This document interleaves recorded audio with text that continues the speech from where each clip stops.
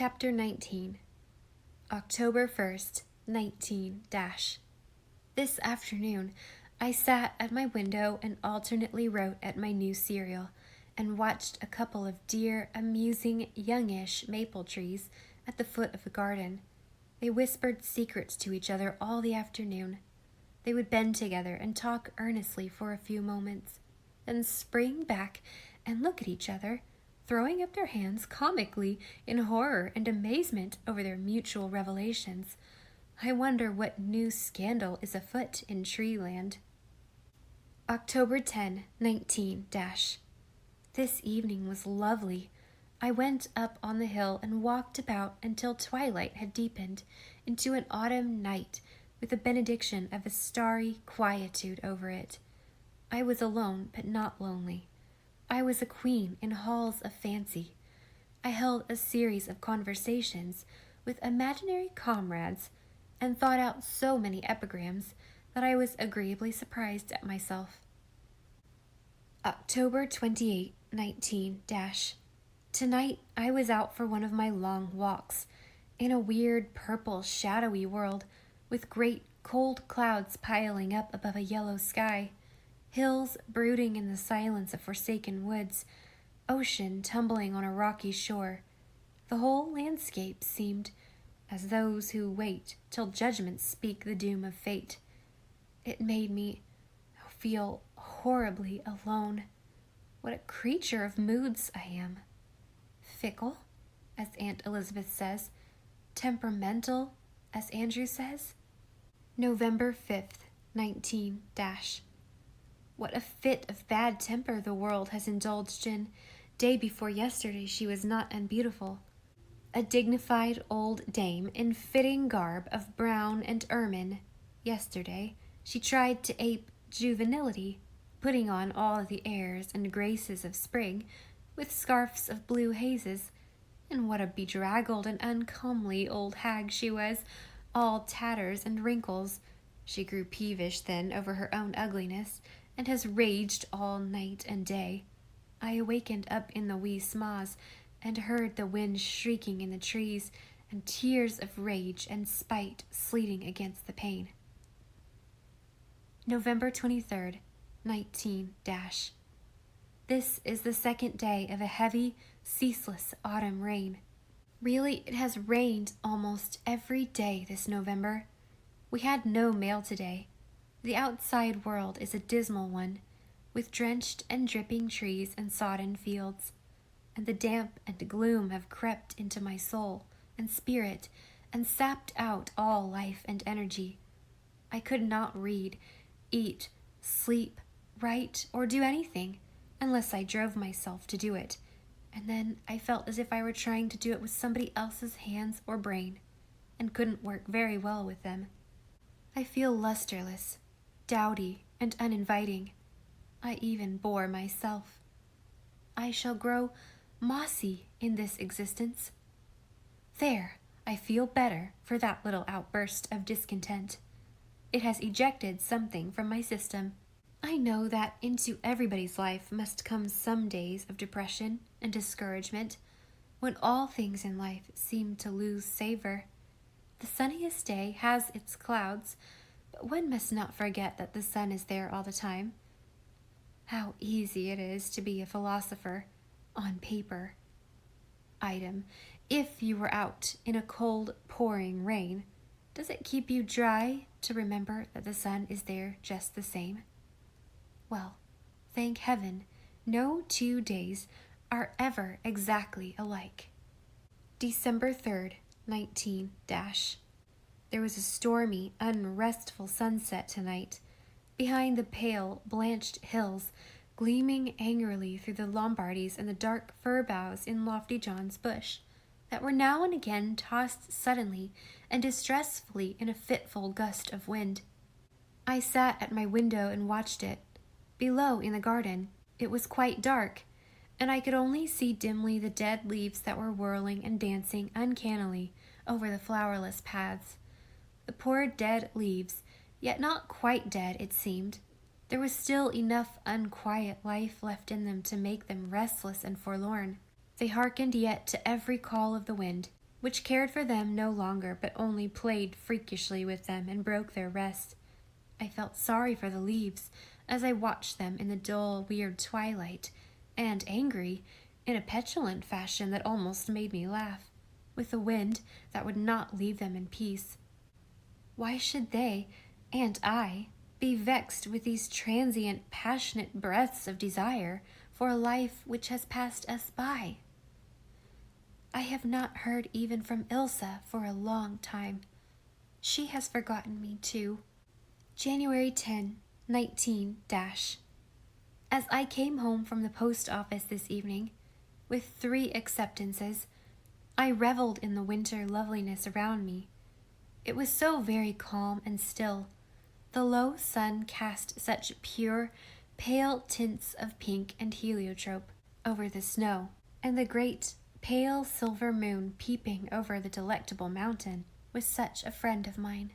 How much difference in one's outlook 3 acceptances make. January 20, 19 The nights are so dreary now, and there is such a brief space of gray, sunless day. I work and think all day, and when night comes down early, gloom settles on my soul. I can't describe the feeling. It is dreadful, worse than any actual pain. In so far as I can express it in words, I feel a great and awful weariness, not of body or brain, but of feeling, coupled with a haunting dread of the future. Any future, even a happy one, nay, a happy one most of all, for in this strange mood it seems to me that to be happy would require more effort, more buoyancy than I shall possess. The fantastic shape my fear assumes is that it would be too much trouble to be happy, require too much energy. Let me be honest, in this journal, if nowhere else. I know quite well what is the matter with me. This afternoon, I was rummaging in my old trunk in the garret, and found a packet of the letters Teddy wrote the first year he was in Montreal. I was foolish enough to sit down and read them all. It was a mad thing to do. I am paying for it now. Such letters have a terrible resurrective power. I am surrounded by bitter fancies and unbidden ghosts, the little spectral joys of the past. February 5th, 19 Life never seems the same to me as it used to. Something is gone. I am not unhappy, but life seems a sort of negative affair. I enjoy it on the whole, and have many beautiful moments. I have success, at least a sort of success, in growing measure, and a keen appreciation of all the world, and the times offer for delight and interest. But underneath it all is the haunting sense of emptiness. This is all because full knee-deep lies the winter snow, and I can't go a-prowling. Wait till a thaw comes, when I can get out to the balm of the fir trees, and the peace of the white places, and the strength of the hills. What a beautiful old biblical phrase that is. And I shall be made whole once more. February 6, 19 Last night, I simply could not endure any longer the vase full of dyed grasses on my mantelpiece. What if they had been there for 40 years? I seized them, opened the window, and strewed them over the lawn. This soothed me so that I slept like an infant. But this morning, Cousin Jimmy had gathered them all up and handed them secretly back to me, with a gentle warning not to let them blow out again. Elizabeth would be horrified. I put them back in the vase. One cannot escape one's kismet. February 22nd, 19 There was a creamy, misty sunset this evening, and then moonlight. Such moonlight. It is such a night as one might fall asleep in and dream happy dreams of gardens and songs and companionship, feeling all the while through one's sleep the splendor and radiance of the white moon world outside, as one hears soft, far-away music, sounding through the thoughts and words that are born of it. I slipped away for a solitary walk through that fairy world of glamour. I went through the orchard where the black shadows of the trees fell over the snow. I went up to the gleaming white hill with the stars over it. I lurked along fir copses, dim with mystery, and along still wood aisles where the night hid from the moonshine. I loitered across a dreamland field of ebon and ivory. I had a tryst with my friend of old days, the Wind Woman, and every breath was a lyric, and every thought an ecstasy, and I've come back with a soul washed white and clean in the great crystal bath of the night. But Aunt Elizabeth said people would think me crazy if they saw me roaming around alone at this hour of the night, and Aunt Laura made me take a drink of hot black currant decoction, lest I might have taken cold. Only Cousin Jimmy partly understood. "You went out to escape. I know," he whispered. "My soul has pastured with the stars upon the meadowlands of space," I whispered in return. February 26, 19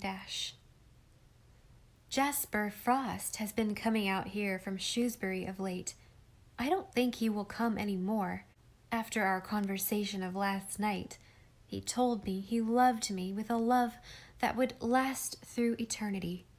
But I thought an eternity with Jasper would be rather long. Aunt Elizabeth will be a little disappointed, poor dear. She likes Jasper, and the Frosts are a good family. I like him too, but he is too prim and bandboxy. "Would you like a slovenly beau?" demanded Aunt Elizabeth. This posed me, because I wouldn't. "Surely there's a happy medium," I protested.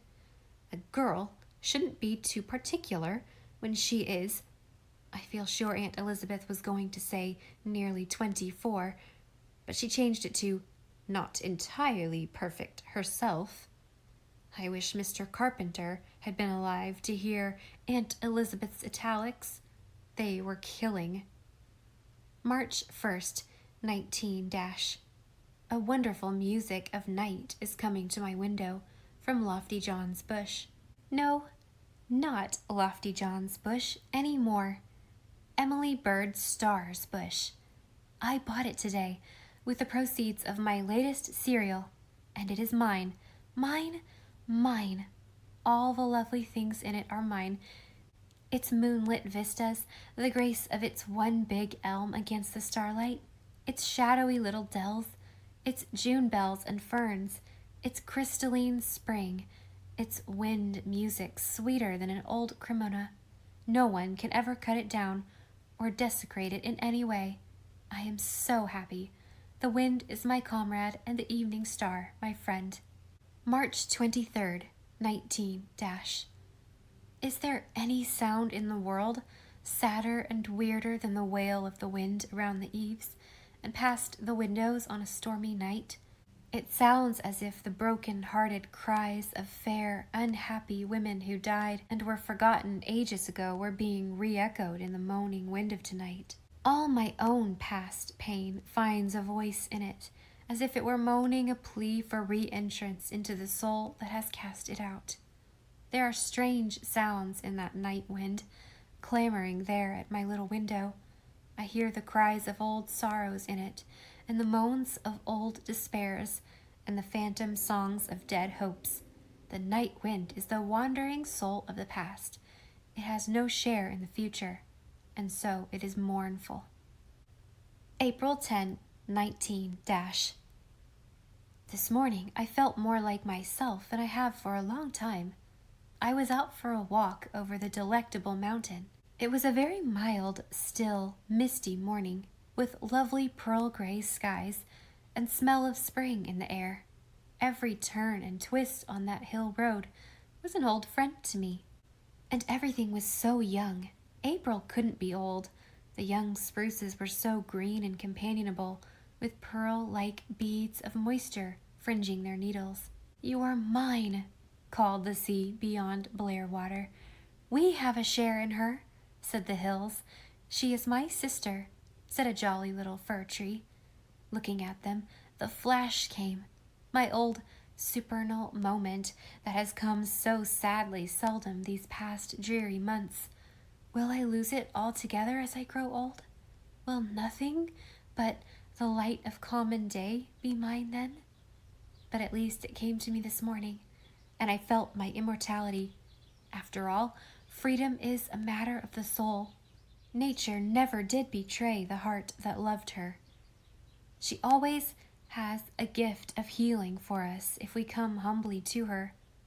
Corroding memories and discontents vanished. I felt suddenly that some old gladness was yet waiting for me, just around the curve of the hill. The frogs are singing tonight. Why is frog such a funny, dear, charming, absurd word? May 15th, 19 I know that when I am dead I shall sleep peaceably enough under the grasses through the summer and autumn and winter, but when spring comes, my heart will throb and stir in my sleep, and call wistfully to all the voices calling far and wide in the world above me. Spring and morning were laughing to each other today, and I went out to them and made a third. Ilse wrote today, a stingy little letter as far as news went, and spoke of coming home. "I'm homesick," she wrote. "Are the wild birds still singing in the Blairwater woods? And are the waves still calling beyond the dunes? I want them. And oh, to see the moon rise over the harbor as we watched it do scores of times when we were children. And I want to see you. Letters are so unsatisfactory. There are so many things I'd like to talk over with you. Do you know I felt a little old today? It was a curious sensation." She never mentioned Teddy's name, but she asked, "Is it true that Perry Miller is engaged to Judge Elmsley's daughter?" I don't think it is, but the mere report shows where Perry has climbed to already.